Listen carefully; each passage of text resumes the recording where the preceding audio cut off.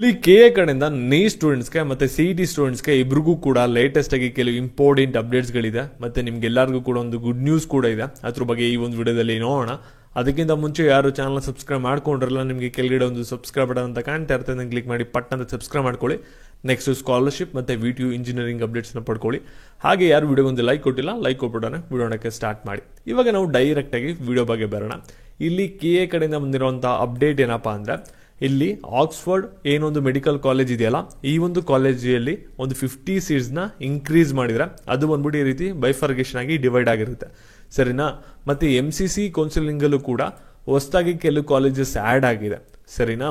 ಮತ್ತೆ ಇಲ್ಲಿ KA ಮತ್ತೆ MCC ಎರಡೂ ಕೂಡ ಆಪ್ಷನ್ ಟ್ರಿ ಪೋರ್ಟಲ್ ತಿರ್ಗಾ ರೀಓಪನ್ ಆಗಿದೆ. ಅದು ನಿಮಗೆ ಇನ್ನೂ ಒಂದು 2-3 ದಿನ ಓಪನ್ ಇರ್ಬೋದು. ಯಾಕೆ ಅಂದರೆ ಲಾಸ್ಟ್ ಡೇಟ್ ಇನ್ನೂ ಅವರು ಅಫಿಷಿಯಲ್ ಆಗಿ ಎಲ್ಲೂ ಕೂಡ ಹೇಳಿಲ್ಲ.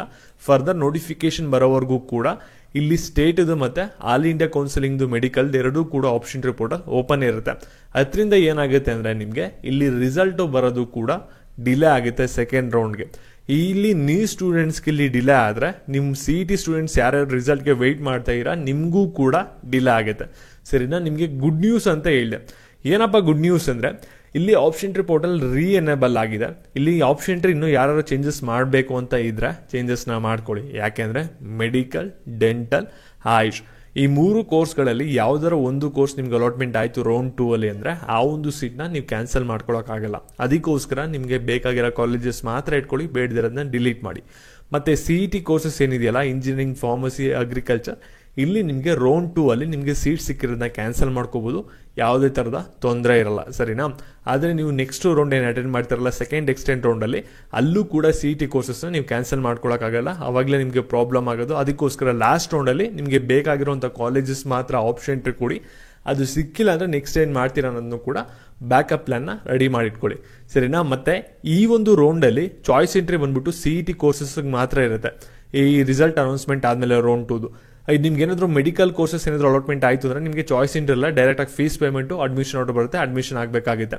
ಇಲ್ಲಿ CET ಕೋರ್ಸಸ್ಸಲ್ಲಿ ಏನಾದರೂ ನಿಮ್ಗೆ ಅಲಾಟ್ಮೆಂಟ್ ಆಯಿತು ಅಂದರೆ ಚಾಯ್ಸ್ ಸೆಂಟ್ರಲ್ಲಿ ಏನು ಬದಲಾವಣೆ ಆಗುತ್ತೆ ಅಂದರೆ ಚಾಯ್ಸ್ 2 ಅಲ್ಲಿ ಮಾತ್ರ.